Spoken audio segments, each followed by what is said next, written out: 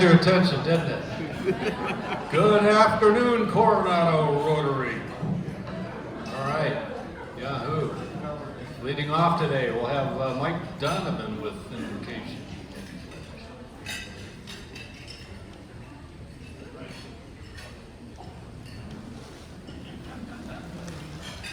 We'll have Mike Donovan for Invocation and Pledge. There we go.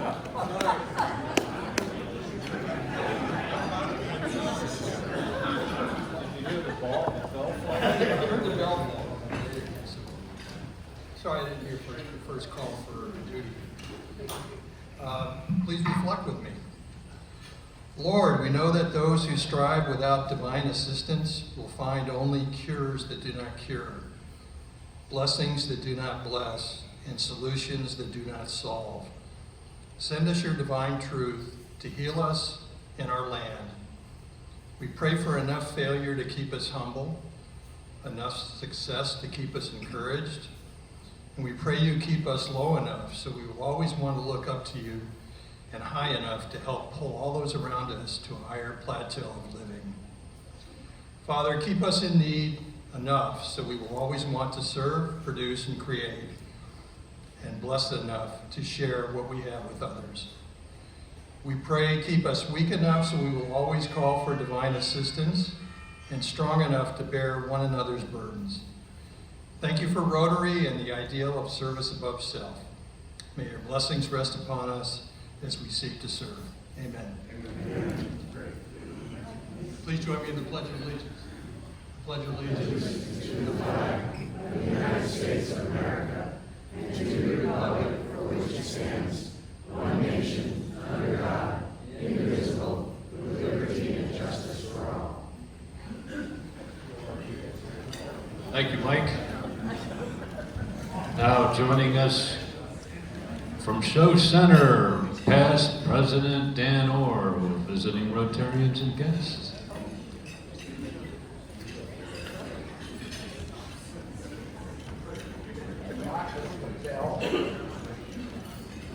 All right. We got one. Somebody found us down here. Hydroplane racing. From the Phoenix 100 Club, please welcome Patricia Darling. Hi, Patricia. I'm going to have to do the Rotary 101 again. Okay, guess the Rotarians. My left, your right. Go to that. President Bob, fellow Rotarians and guests, we have a special guest, Marty Treep, right here.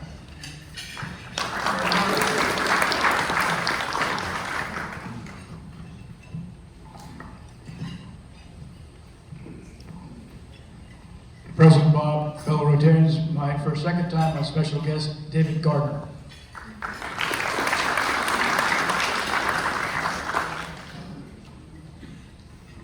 President Bob, it's my pleasure to introduce my good friend Jim Grosby as our guest today.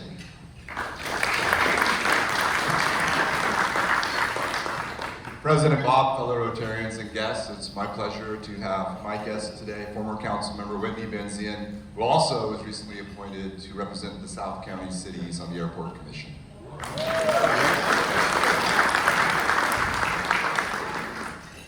That it?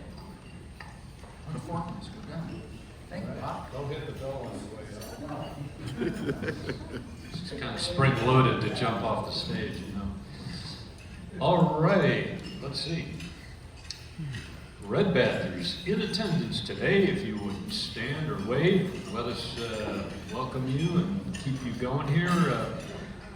Rita Clancy. Where's Rita? All right, how about Roger Clapp is over here. Terry Curtin is over here. And Michelle Ebert. There's Michelle. Georgia Farrell, I saw. There's Georgia. Okay. Suzanne front. There's Suzanne. Arlene. There's Arlene. R. Kelly. That must be Chris Kelly. joke, isn't it, R. Kelly? All right. Okay, Sarah Kulke. All right. Amanda Manier. There's Amanda. Eric Nelson. Hey, Eric. And Bob Weissman. Bob. Did I miss any Red Badgers? All right. We'll go, let's see, can we have a microphone over to Ginger for care and concerns?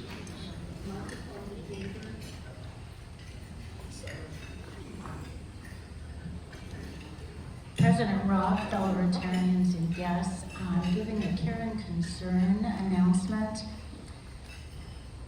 Dan Ginsler would like us to know that he has metastatic cancer and is currently going through chemotherapy. This was found when he went to a routine doctor's appointment, and so I would like you to send positive thoughts and prayers his way. Thank you. Thank you, Ginger.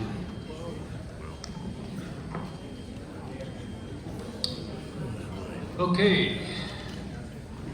Club announcements, things that are coming up. Monthly social at John Duncan's, Thursday the 7th. Our monthly beach cleanup on Saturday the 9th.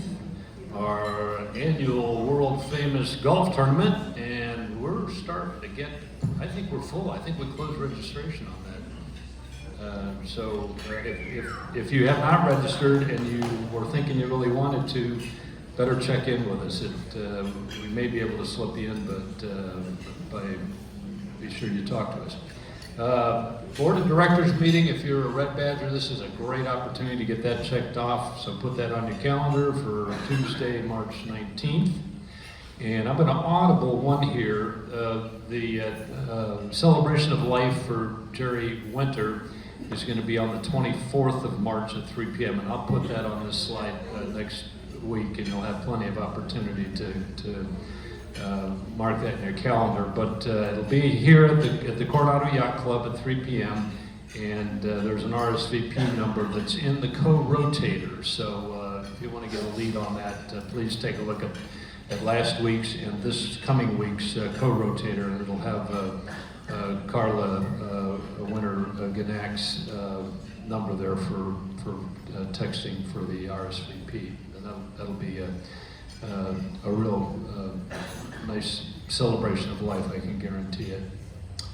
Okay, and the aforementioned Rotary golf tournament is only a couple weeks away, so that is going to be a fantastic event that Pat Stark and the team have put together for us this year. And best ball, be there, be square. Okay, winter fashions. Now here's some good news on this is these vests are so hot, they're selling like pancakes. I was going to say they sell like hotcakes, but that would have been using hot in the same sentence twice.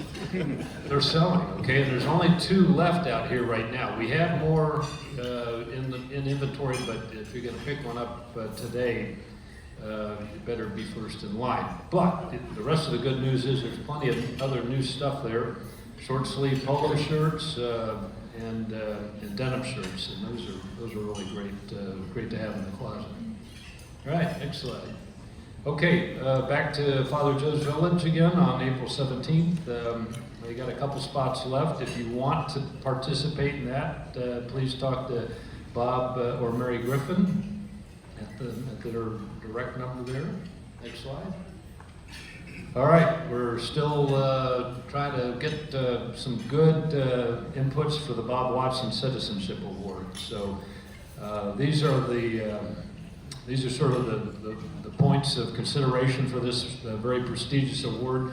And I mentioned last week, a lot of people get this award and go, Rotary's kind of a cool place. Maybe I'll join. So we actually have several Rotarians in this room who are former recipients of this very prestigious award.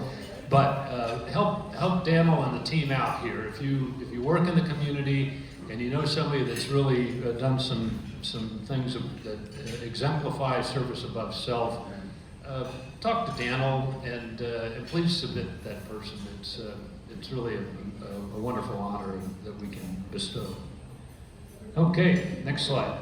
Coming up, 9th of March is the annual district training assembly. This is a great opportunity to learn a lot of stuff about how Rotary works and interface with a lot of other people in the district from the other 60 some odd clubs that make up the district. It's free and the coffee's decent, and we're going to have all of our incoming directors will be going to this with Pat, and a few other folks are going that we need to get retrained for our grant program, for example. And we will be carpooling it, so it's very easy to attend, so give that some thought if you would. All right, Rotary around town. Boom, boom. One more. Well, we had a fantastic alternate meeting on President's Day, the official President's Day, the 22nd, that Sarah Sheverton and the team put together, and we had Casey Tanaka come regale us, and of course, whenever you have Casey, he brings a little trivia contest along with him. So we played some Coronado trivia, and we had Bill Sankey, who's always entertaining as MC. So it was a real blast, and I think Sarah and that alternate meeting team have really hit the stride here on a great recurring event. In fact, let's take a look at the final slide here. This is what's coming up for the next 3 months. So in standard form, what we do is we have a guest presider who is sort of the MC, and these are the programs we've got for the next 3 months. So it's going to be a lot of fun. So take a look. We'll get the actual firm dates for these to you here shortly, but I highly recommend that. And really the most important thing, we had, I think we had 8 or 10 Rotarians show up on Thursday that are not typically able to make this meeting right here. And that's 12. Okay. Oh, it's gone up. Fantastic. That's the whole point. That's how we judge whether this is a success. You know, we meet every week at noon here, and to have an alternate meeting, it's not just to have a good time because we like doing it. It's really to encourage folks that are encumbered by the week's events and are unable to attend to get another avenue for doing it. So if you are friends with the Rotarian that's in that mode, please remind them that this event is on the schedule every month, and it's a great way to stay engaged. Okey-doke. I think we're going to roll into some Rotary minutes and Who Am I? So Chris Kelly, also known as R. Kelly.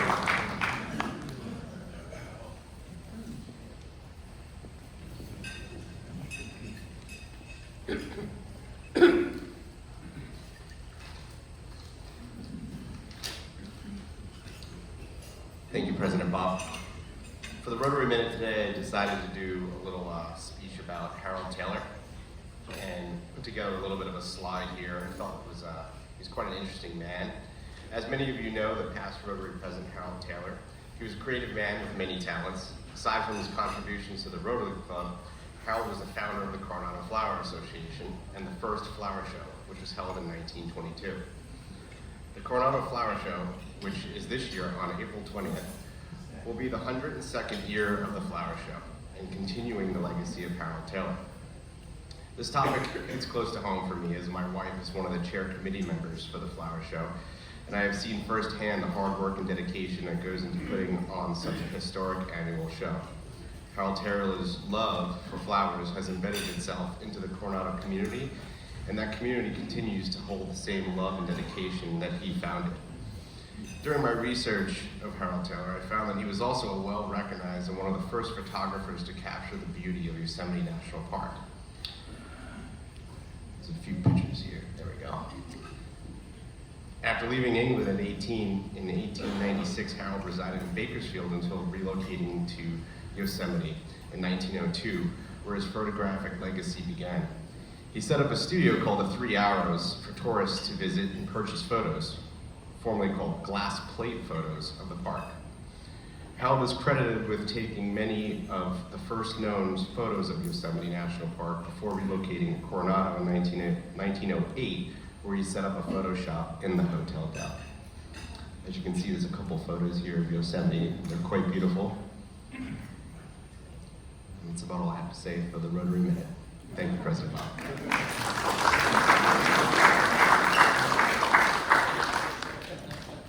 Don't go too far. Now it's who am I? Twice you have to listen to me. So, who am I? And this is the Chris. That's good right there. Well, this is a question that I can obviously answer, but I also feel a little uncomfortable talking about myself. After having multiple discussions with my wife about this presentation on who am I, we thought it might be enjoyable and also fun and curious to ask ChatGPT, who am I? For those of you who might not know how this works or what ChatGPT is, it's an AI software that you can ask for just about any information. In order to get a result, we had to enter some basic information about myself into the ChatGPT database. We asked ChatGPT to describe a 46-year-old, red-haired, married father of two that works in the construction industry, was born and raised in Queens, New York, with an Irish and Italian family history. Well, as you might be able to guess from living in this very amazing but sometimes scary world of ours, that it was pretty accurate. So, ChatGPT said, sure, let's create a detailed description of a 46-year-old red-headed married father of two daughters who was born in Queens, New York and works in construction. Chris is a 47-year-old man with vibrant red hair that stands out in the crowd. His fiery locks are a genetic trait that he inherited from his Irish and Italian heritage. Chris takes pride in his unique appearance and embraces his red hair as part of his identity. Born and raised in the bustling borough of Queens, New York City, Chris has a strong connection to his hometown. Growing up in Queens has shaped his personality and instilled in him a sense of resilience and determination. He is proud to call this diverse and vibrant city his home. Chris is happily married and has two wonderful daughters. As a father, he is deeply committed to his family and cherishes every moment spent with his loved ones. He is a nurturing and supportive parent, always striving to create a loving and nurturing environment for his daughters to thrive. Professionally, Chris works in the construction industry. He is skilled in various aspects of the trade, from carpentry to plumbing and electrical work. Chris's years of experience in the field have made him a reliable and knowledgeable worker. He takes pride in his craftsmanship and attention to detail, ensuring that each project he works on meets the highest standards of quality. In his free time, Chris enjoys spending time with his family, whether it's taking his daughters to the park, going on family vacations, or simply enjoying a cozy movie night at home. He also has a passion for cooking and loves to experiment with different recipes, combining his Irish and Italian culinary influences to create delicious meals for his family. Overall, Chris is a hardworking, family-oriented individual with a distinct personality. His red hair, combined with his strong work ethic and dedication to his family, makes him a unique and admirable individual.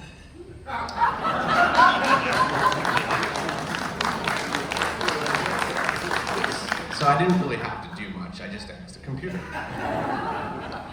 Aside from the detailed information specifically about me, this was a very accurate description and a bit weird.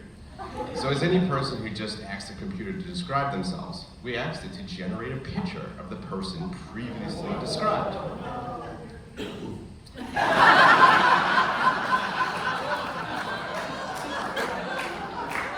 That was pretty much the reaction of my wife as well. After a few good laughs, we asked one more thing. Considering the who am I is one of the last criteria to becoming a blue badge Rotarian, we asked ChatGPT for this picture.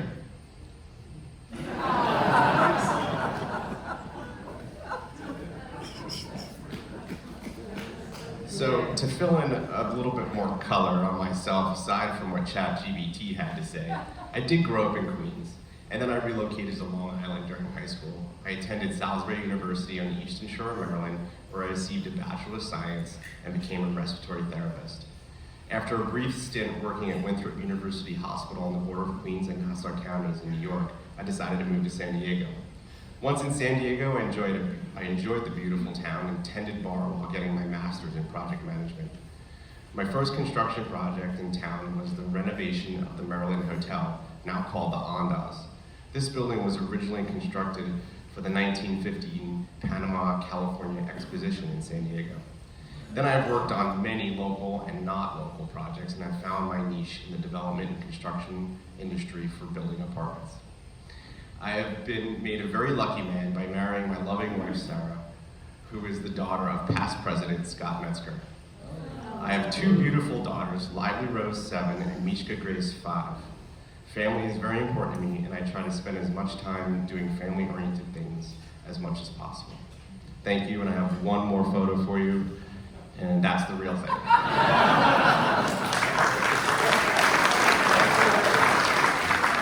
Don't believe that, Chris. Congratulations. We're going to ask your father-in-law, Scott, to come up here and do the honors of officially making your badge a blue badge. Yeah. We're there. Congratulations. And thank you for introducing us to what until yesterday was a purely hypothetical discussion that I was having with Mark Hines and the program team on Zoom yesterday late afternoon. And everybody wants to hear about AI, and so we've actually got a couple of speakers coming up in the next couple of months that are going to speak on that topic. And I said, well, why even bother having speakers? Why don't we just plug Chat GPT into it and have a synthesized voice tell us all about it? But that didn't go over very well. So, well, that was, but anyway, so there's a practical introduction to it for you, and we'll have Terry Curtin come up and see what Chat GPT did for her.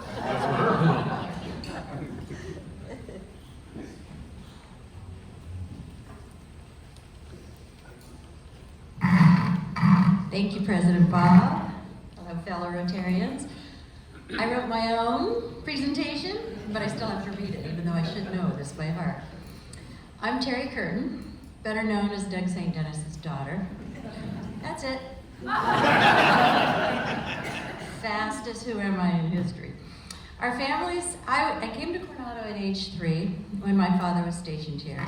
Our family's military legacy goes back generations, and I am the proud daughter of a former F-8 and A-7 pilot, and the sister of a former F-18 pilot. Bringing it full circle, he served under Tom Mitchell and Bob Rutherford. I lived in Coronado from age 3 until 19 when I moved to LA to finish my last 2 years of college at UCLA. My husband and I moved back 3 years ago, and we were thrilled to be here. My childhood highlights in Coronado include playing in the streets with friends until dark, endless days at the beach, water skiing, surfing, and sailing, tap and jazz lessons at Norma Gallo Quigley's dance school, hot dogs at Three Brothers Market, Pop Warner cheerleading, chasing foul balls at the baseball field while my mom announced the games, hanging with my pal Susie Mead at the Chowder House, the Coronado High gymnastics and diving teams, my first job at 31 Flavors, then Viva Health Food Store, and then eventually the Brigantine.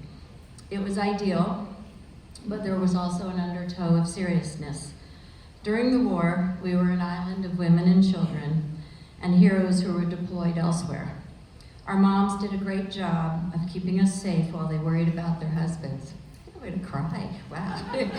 They organized potlucks with guitar sing-alongs, and we would gather to listen to the reel-to-reel greetings from our fathers, uncles, and friends.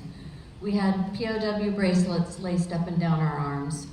There were some sad losses and extreme joy when those who did make it home came home safely, especially our neighbor Admiral Stockdale and our friend Admiral Martin.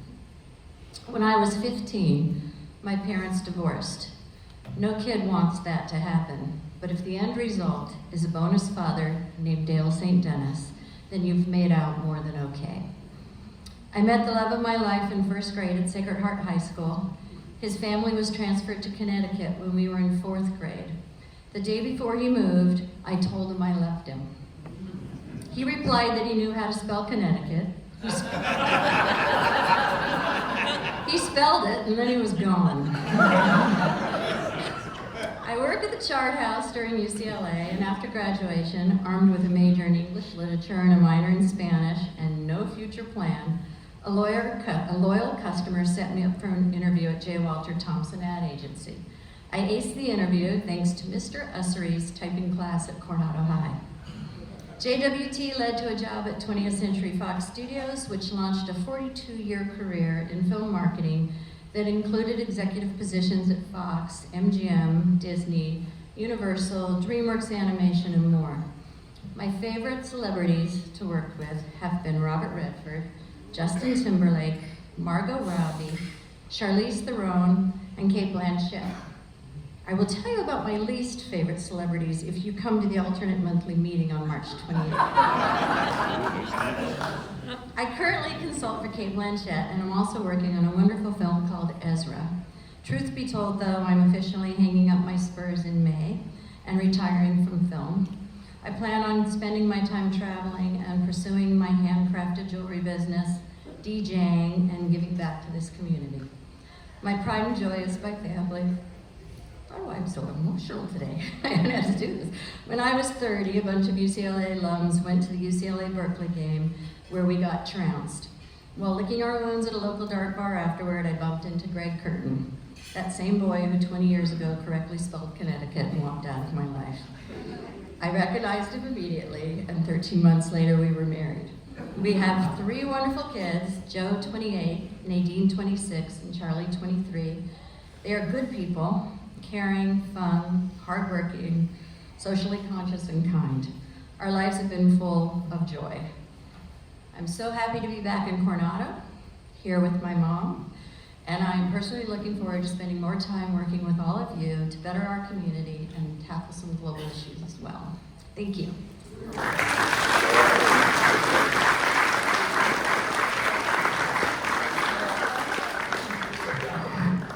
Thank you, Terry. And remember, she said she will be featured at one of our alternate meetings if you want to hear about what it's like in Hollywood. All right. Well, we've got an exciting program because everybody in here sooner or later winds up having to go to the airport and get on an airplane.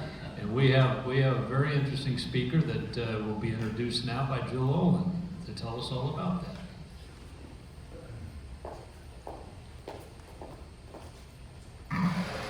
Thank you. I just turned over to Sjohnna and said, "Oh, we don't have to follow Terry right now. That's sort of boring."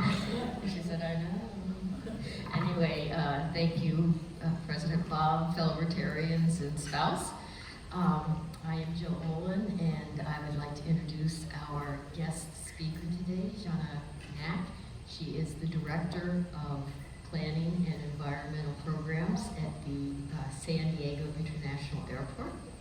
I'm introducing her because I am at the Transportation Security Administration, TSA, the organization from the government that everyone hates almost as much as the IRS. So I know, Sjohnna, every month the senior leaders from the airport and law enforcement, TSA, and also the airlines get together and discuss what is going on that's relevant, and of course the new build is particularly of interest. Some of the more mundane things such as operations, parking, security, those we all talk about. Those are important things that we need to know on a monthly basis. But when it comes time for Sjohnna to talk, everyone sort of giggles because as the director for planning and environmental programs, she has the very sensitive and delicate projects such as the noise abatement that she needs to talk about with the people at the La Jolla who built their homes much later than the airport was there, so she gets to navigate that.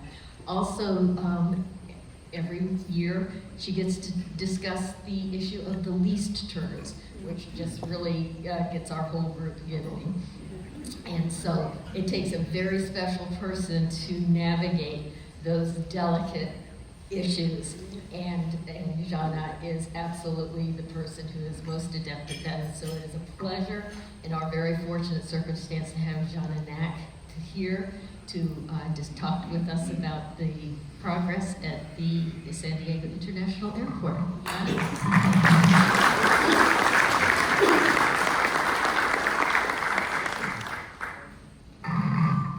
Sorry? Okay. Thank you, Jill. I would say, I don't dislike TSA. I will make a plug. If any of you do not have global entry, what's wrong with you? But also, we have at our airport a global entry office, so you don't have to go down to Otay. So put a plug in for that. You can make an appointment online. I'm really excited to be here today. The airport, as Jill mentioned, I cover a whole wide variety of fun topics like PFAS and California lease terms and aircraft noise and stormwater and hazardous materials. And so I'm thrilled to be here to talk about New Terminal 1 and a lot of the efforts going on with that. So I've been in aviation over 25 years, mostly in airport planning, aircraft noise, 18 of which have been here at San Diego International Airport. I love this airport. I love living in San Diego. I'm a self-proclaimed aviation geek. I love airplanes and I love airports. So before I get into New Terminal 1, though, I do want to, and is someone, oh, perfect, so I can just say next, and that'll magically happen. Thank you, next. All right, before I get into the project, I do want to give you a little overview. I want to talk a little bit about passengers and our economic growth, and some of the exciting air service opportunities where you can travel to next, straight out of our airport. But there's some things I want to kind of level set with everyone. When you think of San Diego, a lot of you think one runway. We are the world's, I say world, officially we're national, but we're the busiest national single runway airport in the country. And that's important because terminals do not create the capacity at our airport. It is the runway.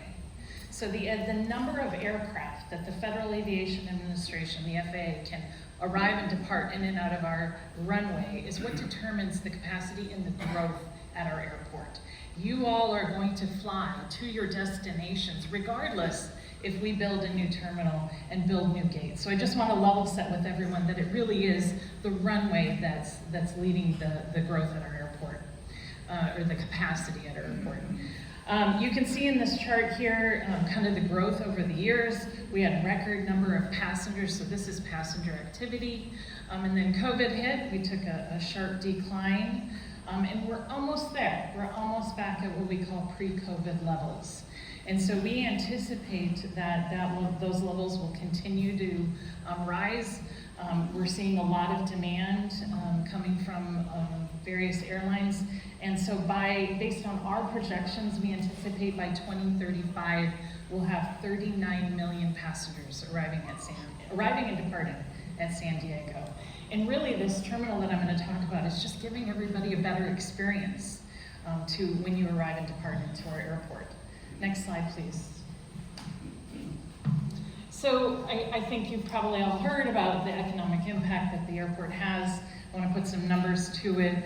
We provide $12 billion to the region, and we're a critical link for a lot of the top economic sectors, and frankly to the world. Just on kind of, if I look at, you can kind of read the numbers here as far as how many jobs we're creating. There's 4,000 employees at the airport. So when you think about not just airport authority, but you've got all the airlines, the concessions, TSA, there's 4,000 employees. But then you think about the travelers, you think about all the money that they're coming in and spending. Now let's look at Terminal 1. There's about 15,000 to 20,000 contractor-related jobs related to New T1. On any given day at the start of the project, we had about 900 employees. We're up at our peak right now, and so pretty much today, you're going to see about 1,500 construction workers out on the site. It's incredible, and I don't know, I'm hopeful that some of you are flying in and out during. I'm a little biased, but I think we're doing a pretty decent job of creating the least amount of impact for the passengers.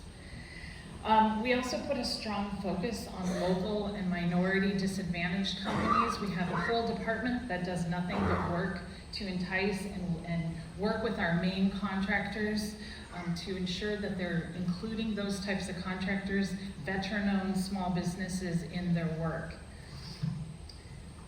In fiscal year 2023, this department awarded nearly $18 million worth of work to certified local businesses and an additional $7 million to businesses located within San Diego County. $15 million went to certified small businesses and $3 million to women-owned businesses. So we put, that department does a really good job, in my opinion, of making sure that we're keeping our money local and in those minority companies. All right, let's get to a map I know everyone loves to look at. Next. So, nonstop destinations. We currently have 84.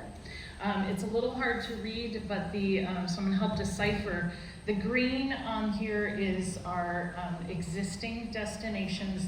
The blue represents new destinations, and the red are just a couple that we lost over the COVID period. If you flip to the next slide, this is kind of getting into a little granular level of what you can expect to see. I'm very excited. In 24 days and 7 hours, I will be flying on British Airways. And just in case you're interested, we have a second flight starting, so twice daily to London nonstop. I believe that starts in April. We also have Lufthansa flying to Munich. They have 3 flights. They're going to move to 5 times a week. And then you can kind of see Alaskan and American adding some service. We have we often get seasonal service. The seasonal service is typically about 1 to 2 days a week. I think Zihuatanejo is 1 day a week, and that'll begin before the holidays. But we're slowly but surely adding more service back in. We have a whole department that works on air service, so they look at all of the demand in a region. They're looking at people that are driving up to LA to fly, and they're trying to capture those markets so that then when they go to the airlines, they can say, hey, American or Air France, you can come for more than the hematology conference. We have a demand for a Paris nonstop. So they're constantly working on those routes in South America, more Asian markets. We currently fly to Narita via Japan Airlines. But this is a whole sector of our team that works on nothing but air service. Next slide. All right, here we go. New Terminal 1. So I don't feel like I have to, has anyone not flown into New Terminal, an old existing Terminal 1? Anyone not? Okay, so I don't feel like I need to explain why, but as a reminder, this terminal is 56 years old. It was built in 1967. And when it was built to service 2.5 million passengers. In 2019, we served in 1 year 11 million. So it just wasn't built for the level of service that it's providing. It's outdated, it's inefficient.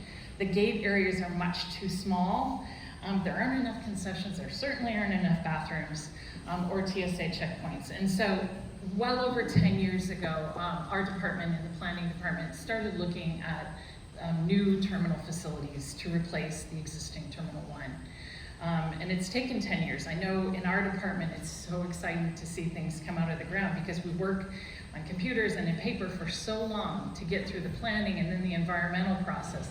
It's just so exciting to be where we're at today. This project and on this map, you can see it's more than just the terminal. We break it into 4 major components. And first you've got the terminals and roadways. And my colors here, they're pretty good on there. So I think you can tell orange and blue are the terminals and green are the roadways. Just so you have a frame of reference for gates, the number of gates will be 30, which is an increase of 11 gates over what we have today. We're doing this project in 2 separate phases.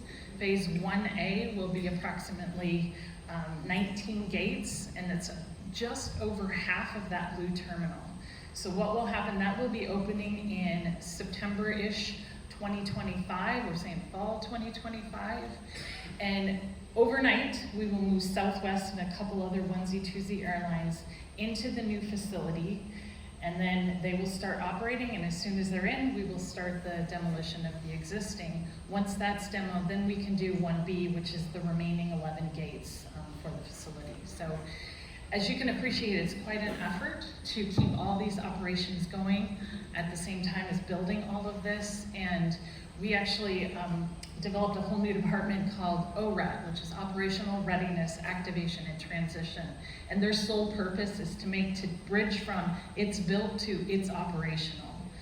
If you've seen news stories about, I think, LaGuardia, Kansas City, they've had recent terminals, major problems, major delays. So our intent in creating this department is to bridge that gap, do a lot of testing to make sure that when we open on opening days, we have as few glitches as possible.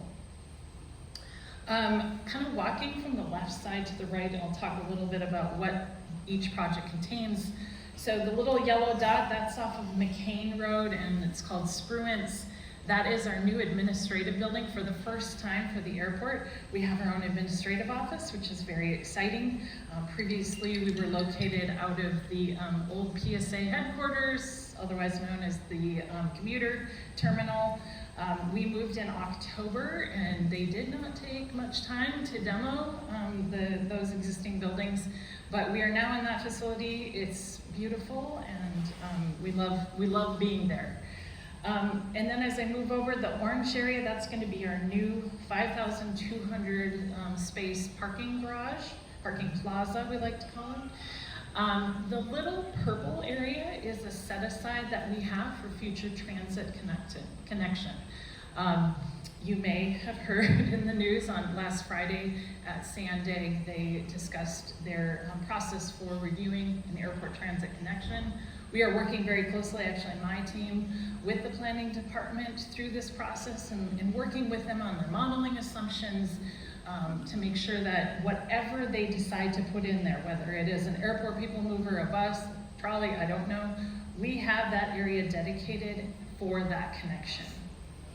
I do want to put a little plug out that we currently have a free electric bus shuttle from the Old Town Transit Facility. It runs about every 15-20 minutes, and it takes you directly to Terminal 1 and Terminal 2. Of course, we have the 992 bus, but we're very excited to work with the regional partners to have even more connectivity to our facility. All right, next slide. I wouldn't be doing my department service if I didn't talk a little bit. This is an aerial view of the terminal, but I want to talk a little bit about some of the sustainable features that we're adding. And before I do that, because we were talking about it earlier, we have a very robust program at the airport to look at where we can be sustainable in all aspects of our operations. Probably our most popular right now is we collect all of the condensate that comes off of the jet bridge. So that little narrow corridor you walk down to get onto your aircraft, we collect the condensation from the air conditioning unit. And we work with local breweries and they make beer out of it. And so we're on our 4th round. We don't pay anything for it. The local brewery hires a company to come in and purify the water. And apparently it's a very low mineral, I'm not a brewer, but I like the beer. It's a very low mineral content, and so it works really well for brewing beer. I don't have 2023 numbers, but I know in 2022 we collected over 100,000 gallons of this water that was then turned out to beer. If you want to sample it, you're welcome to go. It's East Village Brewing near the ballpark, but it's also poured at Phil's in Terminal 2. So my little plug is it is no other project at the airport has garnered more media attention than that little beer situation. So new Terminal 1 is going to be powered 100% by carbon-free electricity.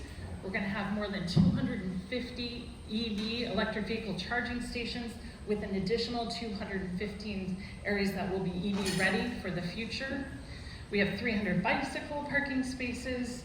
We're Part of what you see up here, just north of the terminal, I should say east of the terminal, is taxiway and taxi lane improvements, which is going to increase airfield efficiency. Right now, in certain circumstances where we had, like this morning, we had Hawaiian Airlines wide body and we had Lufthansa at the same time. When they go to depart, sometimes air traffic control has to push them on the other side of the runway in order to give them the clearance they need to go next to each other. With modifications to our airfield, it will allow them to do this at the same time without crossing. One runway, when you have to have an aircraft cross over it, it stops all of your arrivals and departures. So the airfield efficiencies are going to reduce emissions and aircraft delays. We will have, as part of the roadway improvements that we're doing, we will have bicycle paths, walk paths. We're also looking at ways to reduce the number of vehicles on the airfield, and so we're going to do what's called a hydrant fueling system. Right now, when you're out, you'll see all the, currently it's Menzies, but they have fuel trucks that have to go to every single aircraft at every single gate. It's probably the biggest number of vehicles we have out on the airfield. Hydrant fueling is, as it sounds, there's a hydrant literally at the gate, so the trucks will no longer be used. So that is built into New Terminal 1, and we're actually working on a project to bring that all the way in through New Terminal, through existing Terminal 2 as well. We also do have a very extensive water capture program, so we have underground cisterns. On the north side of the airport, we have a 3 million gallon cistern. This helps us with our irrigation watering, and in the future will allow us to purify the water for washing the rental cars. On the south side, as part of this project, and I think you can see the little circle barely, that will help us with dual plumbing in the terminal. We also use some water runoff from our existing Terminal 2 parking plaza to help with our cooling towers are at the central utility plant. We are pursuing for New Terminal 1 LEED Gold certification and a whole bunch of green initiatives. Parking structures have a whole separate criteria for environmental buildings, so we're going after those as well. Next slide, please. So these are some milestones that we've already hit, and I'll just kind of briefly talk through these.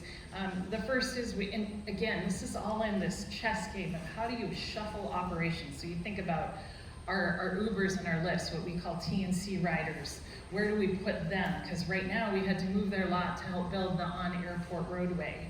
We have shuttles. We have the rental car shuttles now go on airfield, which is lovely. It takes that traffic off of Harbor Drive. But we basically had to relocate and shuffle them. Right now they're on the right off of Pacific Highway. We've already moved into our building, as I mentioned. The airside improvements are, at this point, they're closer to 50% complete. We topped off the steel in October of 2023, and I called the team this morning. We're more than 50% done with New Terminal 1A. So that first 19 gates is more than halfway done. And if you've driven by, you know, because you can visually see it. It's really exciting. And it says demolition started, but that's done. I mean, I think it took about less than 3 weeks to get that done. Most of that work was done at night. For those of you that are traveling at this time during construction, highly encourage you to go to our website. There's a website called newt1.com, and you can subscribe for a mailing list that will alert you to various roadway closures or anything going on. For example, in April, we have some of the flyover bridges, we have to block them off to start building new upper roadway bridges. Highly encourage, tell your friends, please subscribe to those. It just keeps you aware. I often tell people, we've had some challenges with the rain. If you saw a couple weeks ago, we had a little sinkhole in Harbor and it completely shut down traffic going into the airport from downtown. So oftentimes I'll tell folks, just stay on Pacific Highway and come around from the Point Loma side. So really good idea to check on that and check before you leave for your flight to make sure there isn't any delays. By far, though, the biggest impact that we've seen is to parking. My advice on that is we do have a reservation system for our existing Terminal 2 parking. There is also a very small lot for short-term, like a 30-minute meter grader type parking, but please plan ahead. Our first kind of, other than our administration building. Our first big opening is going to be half of our parking structure. So about 2,000 spaces will be opening this August. So yay, there will be more on airport parking. But I believe, and I would encourage everyone, go online and reserve your parking spot ahead of time. It just saves you a lot of stress. And we also have valet parking. So that is another option. We also have the cell phone lot, which again, these all have to kind of shuffle around based on construction, but the latest meeting I was in, I think our cell phone lot is gonna stay where it's at for the time being, and that is, if you go past Terminal 2, that next road is McCain Road, the main road. Go off McCain and you'll see a big sign that says cell phone parking. I'm gonna give you a tip. If you do park in the cell phone lot, it's gonna guide you around right in front of our new offices. There's a stop sign, please stop. Harbor PD is doing a sting operation and it's a $272 ticket, so please stop at that stop sign. A lot of people, it's how our staff get in and out of the building, so that's my hot tip of the day. All right, next, let's get into pretty pictures.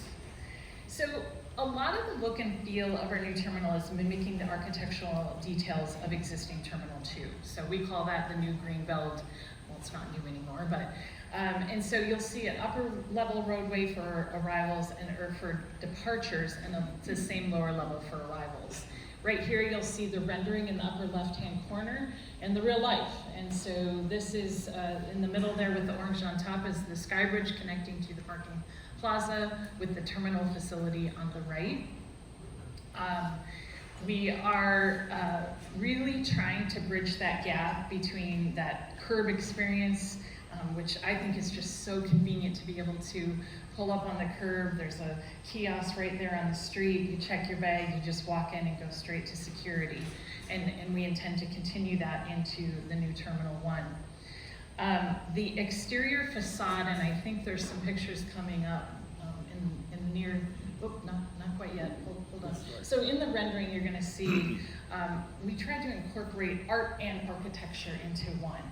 And so one of the things that we've seen with Terminal 2 is that the people working at the ticket counters, because they're western facing, the sun just blazes in, and so you'll oftentimes see the ticket folks wearing sunglasses. And so when we were thinking about the glass wall for the new terminal, we wanted to incorporate energy savings, we wanted to have that light, but also have some reduction of that blazing sun. And so what we have is a curved glass. It's a wall of curved glass that it's kind of fritted. So it allows shade, but it also allows the sunlight to come in. And it was designed jointly with an artist and an architect. And it's really beautiful. And if you drive by, you'll see it's almost all up right now. So keep going. We'll see a picture of it later. This is the inside of the ticketing counter. The thing I like to point out is high ceilings. It just feels more spacious, welcoming, a much more welcoming experience than our existing facility. The baggage claim is much bigger, so it's going to allow for much more ease of getting in and out and getting your luggage. And let's hop to the next one. It's crazy to me the rainstorms last year, we had 15 atmospheric rivers while we were trying to put up steel, and that greatly impacted the project. This year, steel is complete, the roof is complete, so the storms haven't impacted the terminal much at all. They're inside putting up drywall, doing electric and other utilities, so it's been really helpful. The airfield work has been delayed, but I think they're gonna catch up. This is gonna be, sorry to borrow a term from Coronado, but a crown jewel of our airport. This is the outdoor patio post-security. I'm really excited to be able to offer this experience. If you've flown recently, I've seen them pop up. I know Denver's got a couple, but this is really beautiful, and it will have a view of the Coronado Bridge. You can't see it in this picture because the administrative building hadn't been demoed yet. So this is going to be, as you come in, security and take a right. It will be post-security on the right-hand side, and people will be able to grab their concessions and go out and enjoy the beautiful sunshine weather that we have most of the time. So we're really, really excited about that. Next slide. So here's a better image of the luminous way that I talked about. This is the art glass that is installed on the front of the terminal.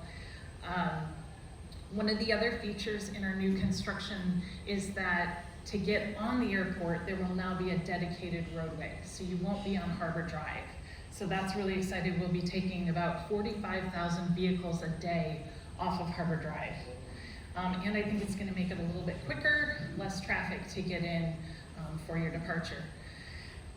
So these are pictures. The one on the right top is a view from the pedestrian bridge, so that walkway to get from the parking garage into the terminal, looking towards downtown. And then on the bottom is the sad half of the former commuter terminal, but coming up to the terminal building. Next slide. So a little bit about our budget. Unfortunately, we did have some impacts due to COVID and escalation of materials and labor and all of that. So we're really grateful to our authority board for allowing us a small increase, less than 10%. So our project, which started at $3.4 billion, is now up to 3.8, which I am impressed that the team has been able to manage that.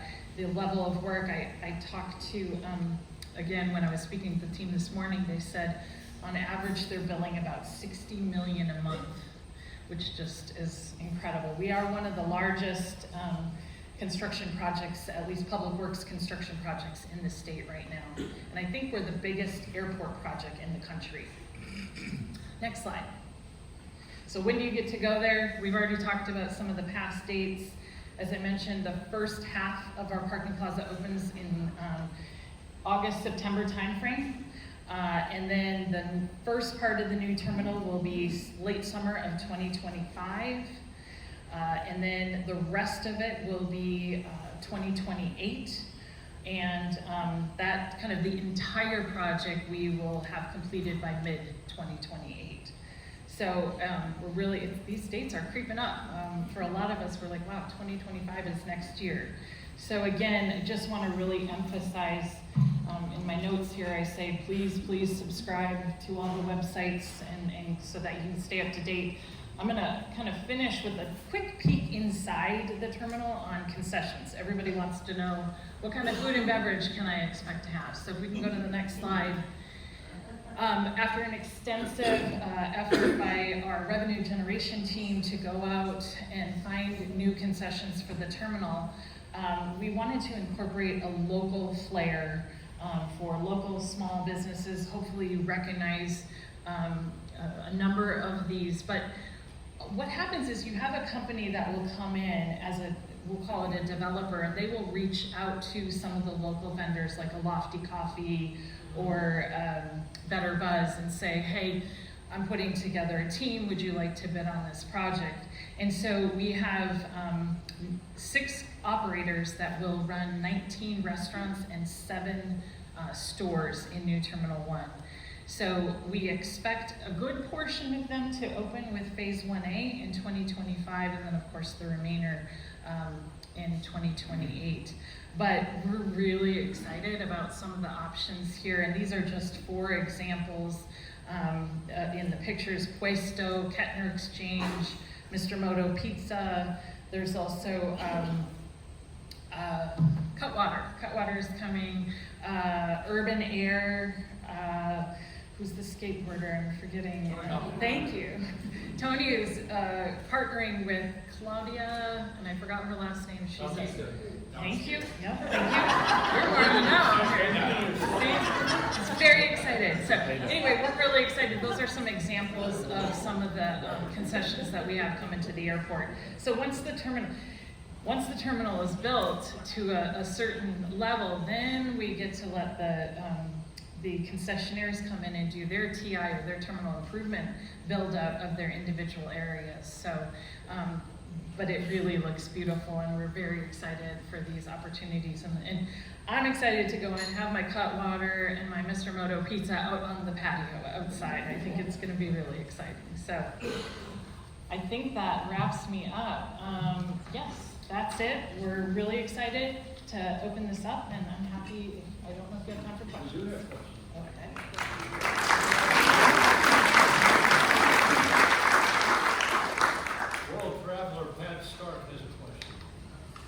Two questions. Will there be a clear access line through TSA there? Actually, three questions. Are you going to have airport lounges there? And can we talk to the TSA people about getting my nail clippers back, please? I'll let Jill handle your clippers.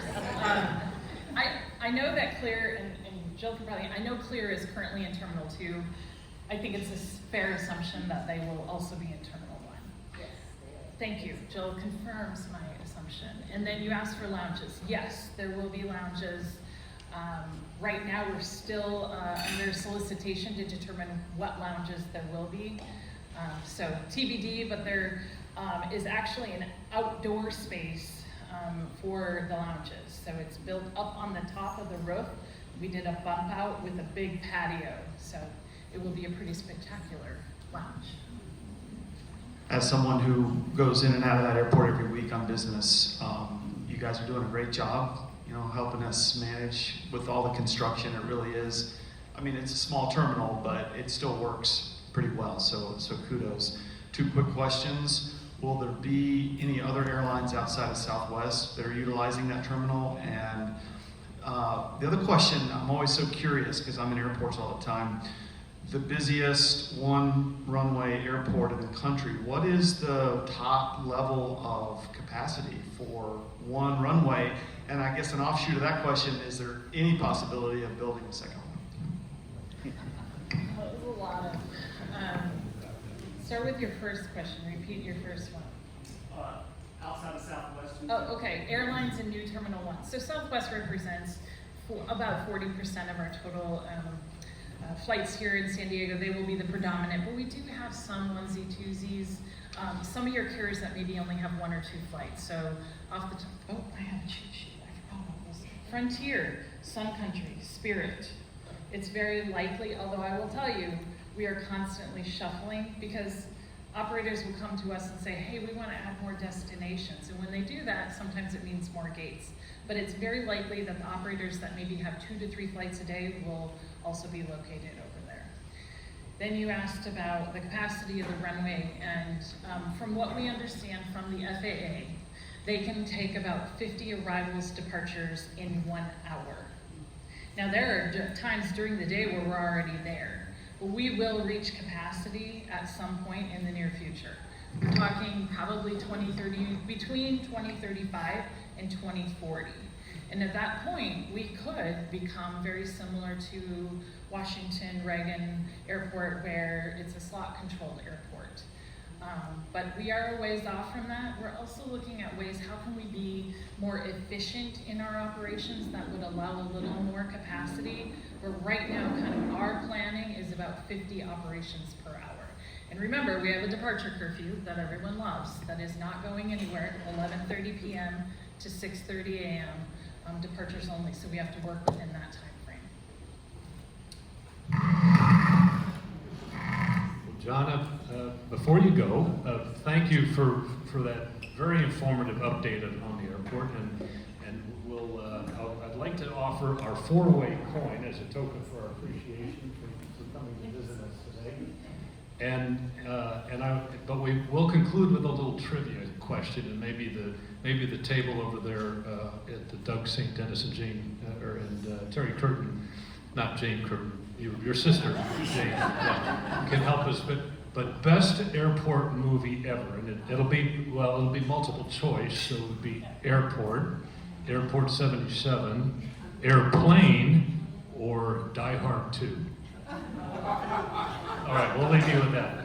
But if you want to know the answer, drop over here and see the Hollywood people here. And on that note, I will thank you all for coming today. Next week we will be back at the Dell, so we've got that'll be kind of cool. And we'll be hearing from the Honorable Tara Lawson-Reamer, who is the 3rd District Supervisor. So, in the meantime, thank you.